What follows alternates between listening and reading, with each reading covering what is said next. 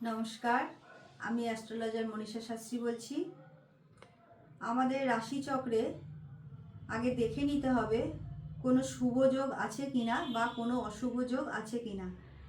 যখন কোনো স্টুডেন্ট পড়াশোনা করছে তখন কিন্তু সে প্রথম থেকেই তার মধ্যে একটা চিন্তা থাকে যে সে বড় হয়ে কি বিষয় নিয়ে পড়াশোনা করতে চাইছে, হায়ার স্টাডি। তারপরেও কিন্তু তার মধ্যে যে চিন্তাটা থাকে সেটা হচ্ছে তার কেরিয়ার, সে কোন দিকে যাবে। যেমন কেউ হতে চায় ইঞ্জিনিয়ার, কেউ হতে চায় ডাক্তার, কেউ হতে চায় পুলিশ, এক একজনের কিন্তু কেউ বা টিচার, এক একজনের মনের চিন্তা ভাবনা কিন্তু এক এক রকম।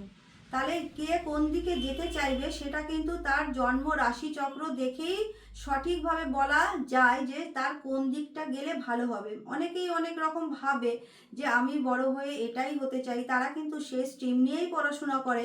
কিন্তু অনেক সময় দেখা যায় যারা যেটা ভাবছে অনেক সময় কিন্তু সেটা হয় না।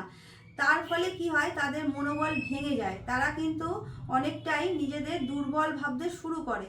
তা আমাদের রাশিচক্রটাকে কিন্তু দেখার দরকার কেরিয়ার তৈরি করার সময় কিভাবে কোন দিকে গেলে বা কোন স্ট্রিম নিয়ে পড়াশোনা করলে তারা যেটা চিন্তা ভাবনা করছে তাদের রাশিচক্র অনুযায়ী সেটা সাপোর্ট করছে কিনা। যদি সাপোর্ট করে তাহলে তো বলা যেতেই পারে ঠিক আছে, কিন্তু অনেক সময় দেখা যায় যে কিছু কিছু অশুভ যোগের জন্যে কিন্তু সেই জায়গাগুলো তৈরি হয় না।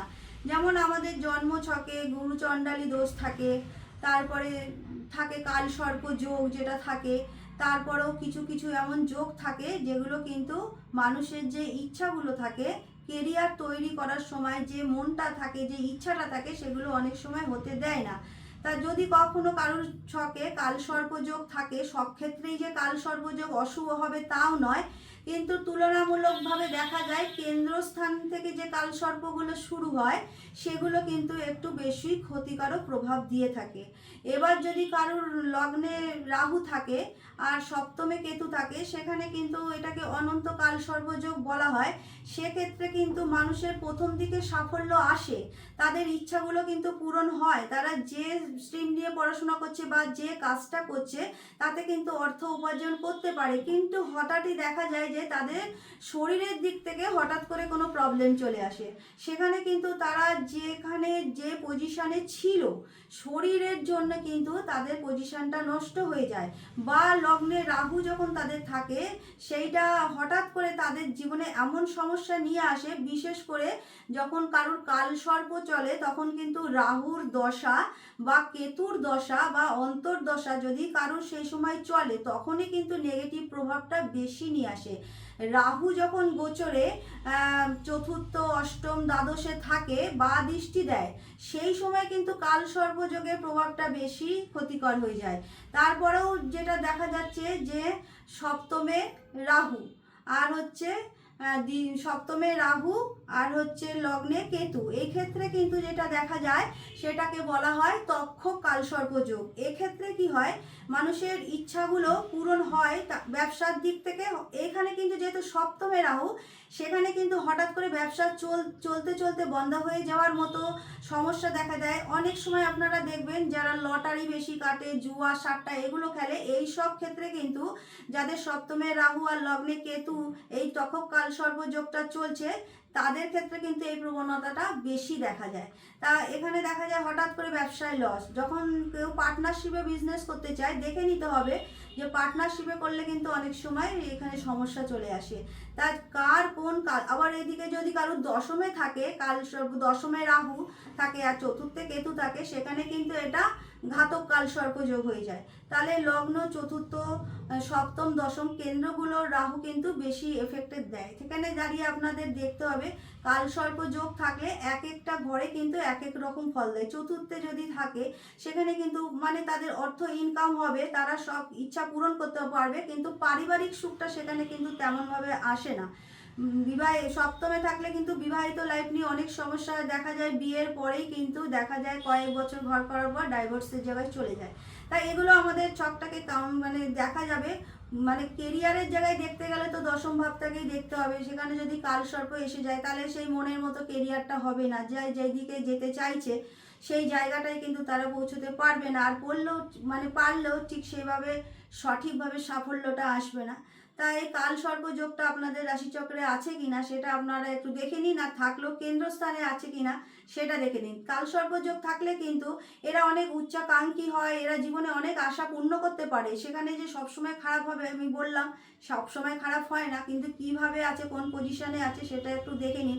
আর দশাটা কি চলছে বর্তমানে সেগুলো একটু দেখে নিতে হবে। রাহু কেতুর দশা ভীষণভাবে মানে নেগেটিভ প্রভাব দেয়। তা আমি একটি মন্ত্র বলছি, ওং মহাকালায় নমঃ। এই মন্ত্রটা আপনি প্রত্যেক দিন জপ করতে পারেন। যারা হচ্ছে কালসর্প দোষ মানে যোগ রয়েছে যাদের রাশি চক্রে, তারা রোজ এই মন্ত্রটা জপ করবেন, ওং মহাকালায় নমঃ। আর কালসর্প যোগ যদি আপনাদের রাশি চক্রে থাকে তাহলে আপনারা মানে কিছু উপায় করতে পারেন। প্রত্যেক পূর্ণিমায় আপনারা মনসা মন্দিরে গিয়ে নিজেদের নামগোত্র ধরে দুধ কলা দিয়ে অবশ্যই পুজো দিতে পারেন। আর একটা কথা, নাম আপনাদের কি রাশিতে আছে, কি নক্ষত্রে আছে, সেই হিসাবে নামকরণটা করে তারপরে পুজো দেবেন। মানে যা অনেক সময় অনেকে রাশি হিসাবে নক্ষত্র হিসাবে নামকরণ থাকে না, কিন্তু মানে সঠিকভাবে যদি নামকরণটা আপনাদের করা থাকে, সেই সঠিক নামকরণ রাশি অনুযায়ী নিয়ে সেই নামগোত্র ধরে কিন্তু আপনারা পুজোটা দেবেন। তারপরেও আপনারা বাড়িতে মানে কালিয়ানাগের যে ছবি আছে সেই ছবিটা এনে ইষ্টের দিকে লাগিয়ে প্রত্যেক দিন ধূপ ধুনো দেখাবেন। অবশ্যই একটা তামার নাগ নাগিন তৈরি করে মানে প্রত্যেক মঙ্গলবার, মোটামুটি 18টা মঙ্গলবার আপনারা যদি প্রবাহিত করতে পারেন গঙ্গায় বা নদীতে, তাহলে কিন্তু এর থেকেও আপনারা মুক্তি পাবেন। তা কালসর্প যোগ যে সবসময় খুব ভয়ানক হয়তো হয় না সেটা নয়, কিন্তু দেখে নিতে হবে কোন পজিশনে আপনাদের রাশিচক্রে আছে আর আপনাদের এই মুহূর্তে দশাটা কি চলছে। যে স্টেজেই থাকুক না কেন, ব্যবসা করুন বা চাকরি করুন বা পড়াশোনা করছেন, এমন অনেকই আছে যারা সঠিকভাবে সাফল্যতে যেতে পারছেন না কিছু এই কালসর্প যোগের জন্য। তা সেইখানে দাঁড়িয়ে আপনারা এই নিয়মগুলো পালন করুন, আর আপনারা দেখে নিন কিভাবে আপনাদের মানে রাশিচক্রের আছে, সেইভাবে যদি আপনারা প্রতিকার করে চলতে পারেন, অবশ্যই কালসর্প যোগে থাকলেও আপনারা কিন্তু আপনাদের মনের ইচ্ছা পূরণ করে সেই জায়গাটায় পৌঁছতে পারবেন।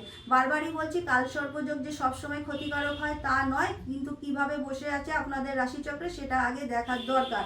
কালসর্প যোগ থাকলে কিন্তু মানুষ অনেক প্রতিভাবান হয়, মানে অনেক উচ্চ স্তরে যেতে পারে, অনেক অর্থের মালিক হয়ে যায়। কিন্তু যদি নেগেটিভভাবে থাকে তাহলে কিন্তু এই কালসর্প যোগের মাধ্যমে কিন্তু আপনি বিশ্বাসঘাতকতার শিকার হবেন। আপনার নিজের আত্মীয় স্বজনরাই আপনার সাথে বিশ্বাসঘাতকতা করবে। অহেতুক আপনার শরীরকে নিয়েও অনেক মানে সমস্যা আসতে পারে। সেখানে এমন হতে হয় যে আপনাদের কি রোগ হয়েছে সেটাই আপনারা আইডেন্টিফাই করতে পারলেন না।